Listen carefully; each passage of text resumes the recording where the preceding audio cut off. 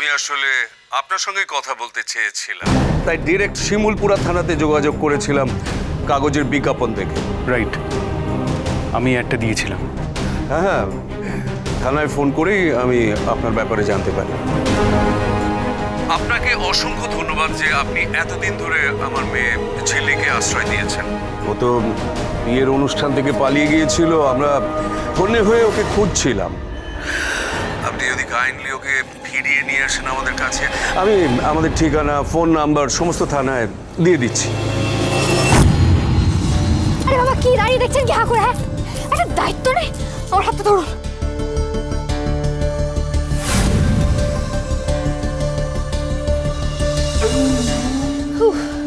By god বলছি, আজকে কৃষ্ণা জোর বাঁচাবাঁচি দিয়েছে, নাহলে নিজের বিয়ে থেকে পালিয়ে কেউ ট্রেন মিস করে নাকি?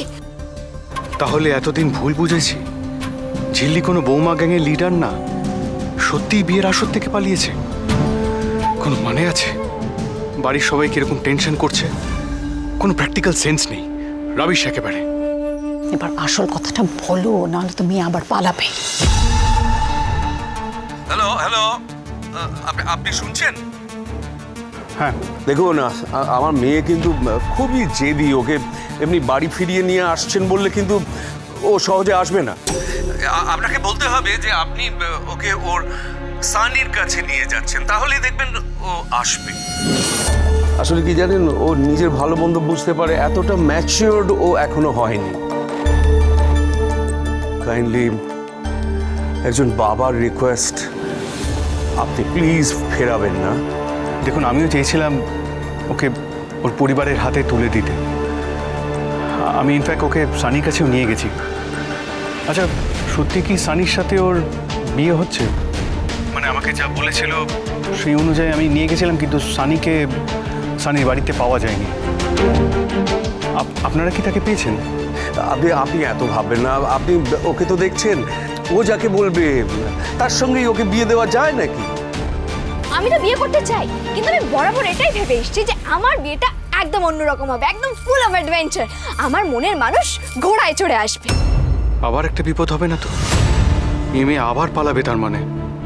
তখন যদি আবার কোনো বিপদের মধ্যে গিয়ে পড়ে? এই মেয়েটাকে নিয়ে আমি এত কেন ভাবছি? ওর বাবা ফোন করেছে, that's it. Hello, are you there mister Singha Roy? Yes mister Chowdhury, আপনি চিন্তা করবেন না, আমি খুব শিগগিরই আসি আপনার মেয়েকে নিয়ে। Thank you very much. একবার ঝিল্লির কথা ভাবো, শিমুলপুরা পৌঁছে গেছে, একটা অচেনা জায়গা, কোনো বিপদ হলে। বাবা, তুমি দেখছি ঝিল্লির জন্য ভীষণ কনসার্ন হয়ে যাচ্ছ। না না, মানে আমি আমি আমি তুমি কি? হ্যাঁ, যাক, ঝামেলাটা মিটলো তাহলে। হ্যাঁ, আচ্ছা দেখুন, ঝিল্লি ফিরলে কিন্তু আর দেরি করা যাবে না, আমার খুব লেট হয়ে যাচ্ছে। হ্যাঁ হ্যাঁ, তুমি একদম ঠিক কথা বলেছো। ও ফিরে আসুক, তোমাদের বিয়েটা সেরে দেবো। ও বাড়ি থেকে বিদায় হলে আমি বাঁচি। এই শোনো, অয়নের বাচ্চার ন্যানি হিসেবে আমি কিন্তু ঝিল্লিকে বিদেশে পাঠাবো। হ্যাঁ, ও ভাববে ওর ওর বিয়ে হয়ে যাচ্ছে, কি সুখী হবে, কিন্তু ওর পুরো লাইফটাই একটা ওয়েস্ট হবে, সেটা বুঝতেও পারবে না। আর অয়নের বন্ধুর সঙ্গে কিন্তু র্যামসে বিয়ে হবে, আমি বলে দিলাম। শুনেছো তোর কথা? ওর ওর বছরে কত টার্ন ওভার ভাবো তো। আই হোপ তোমার বাবার সুলভ ব্যাপার স্যাপার আবার ঝিল্লির প্রতি জেগে উঠছে না। ও প্লিজ, তুমি থামবে? তুমি অয়নকে সবটা বুঝিয়ে বলো।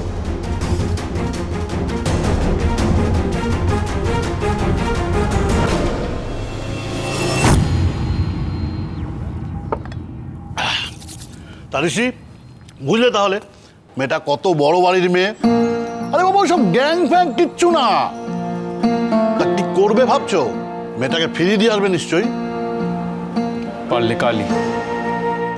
মেয়েটা কিন্তু দারুণ হুল্লুরে, তাই না ঋষি? মেয়েটা চলে গেলে তেঁতুল পাতা একদম ফাঁকা হয়ে যাবে, তাই না? হ্যাঁ, ওই বাচ্চারা খুব মরোজড হয়ে পড়বে। আসলে মেয়েটার সাথে ওদের খুব অ্যাটাচমেন্ট হয়ে গেছিল কি না, বাচ্চাদের কিভাবে সামলাবো সেটাই ভাবছি। কিন্তু তাই বলে তো আর চিরদিন মেয়েটাকে আটকে রেখে দেওয়া যায় না। In the year 1940। আমি আসছি। হ্যাঁ, ওই দেখো চলে গেল। বোকা ছেলে। ইন দ্য ইয়ার 1942 একটা লাভ স্টোরি হয়েছিল, আমি সেটাই বলছিলাম, শুনলো না।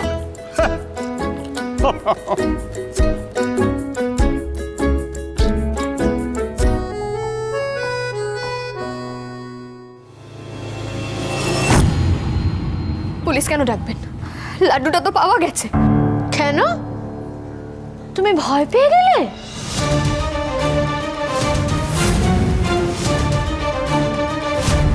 এখন যদি ঝিল্লিকে রানা মামা বাড়ির বাইরে টেনে নিয়ে যায়, তখন কে ফেরত আনবে? কেউই তো নেই, কংস মামাও নেই। তার চেয়ে একটা কাজ করবি কি, আমরা নিজেরাই দোষটা আমাদের কাঁধে নিয়ে নিই।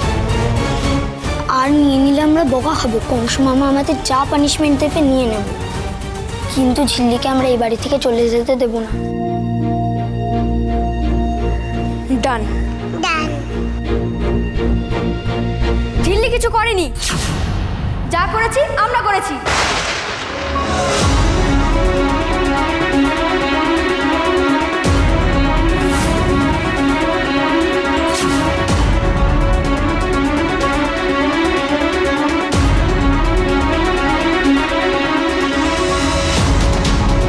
अरे তোরা এই ঋষি জানলে কি বলবে? হ্যাঁ, বহুত পিটবে। আমরা মজা করে লাড্ডুটা ব্যাগে রেখেছিলাম। আরে এটা মজার ব্যাপার। এ তোরা কি কোথা থেকে শিখলি? হ্যাঁ, এ কি, ওরা এসব কি বলছে? ওরা তো এই কাজ করেনি, ওরা তো সারাক্ষণ আমার সাথেই ছিল। যাক বাবা, মিশন সাকসেসফুল। কারণ বাচ্চারা নিজেরাই স্বীকার করে নিয়েছে যে আরিয়া ওই বাচ্চাদেরকে কুশিক্ষা দিয়েছে।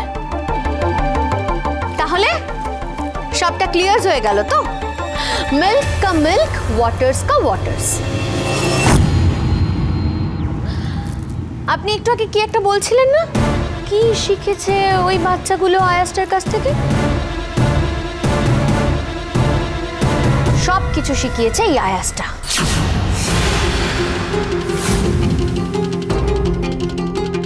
এসব কি বলছো কি খেয়ালি? ঝিল্লি মা এসব শেখাতেই পারে না ওদের।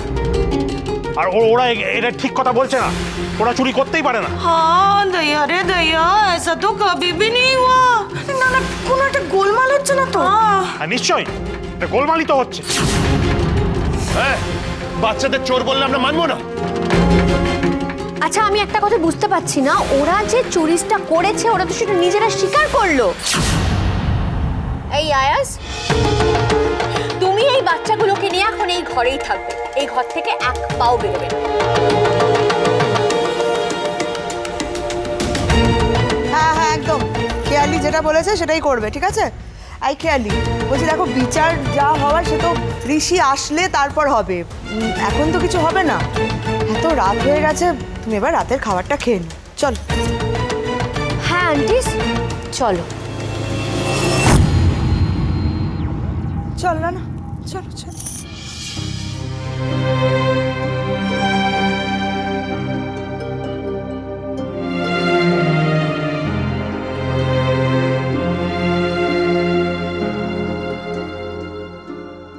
এই বাচ্চাগুলো এত ভালোবাসে আমায়, আমার জন্য সব দোষটা নিজেদের ঘাড়ে নিল।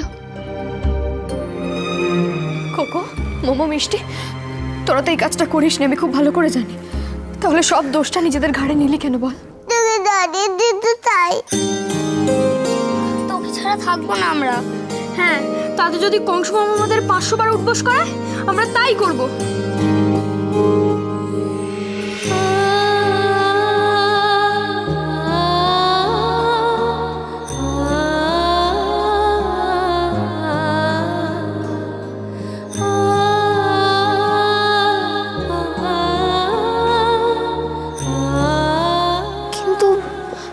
এরকম একটা জঘন্য কাজ কে করবে? সেটাই তো এবার খুঁজে বার করতে হবে রিঙ্কি। সুজনে সুজনে রয়েছে যেন তেঁতুল পাতা।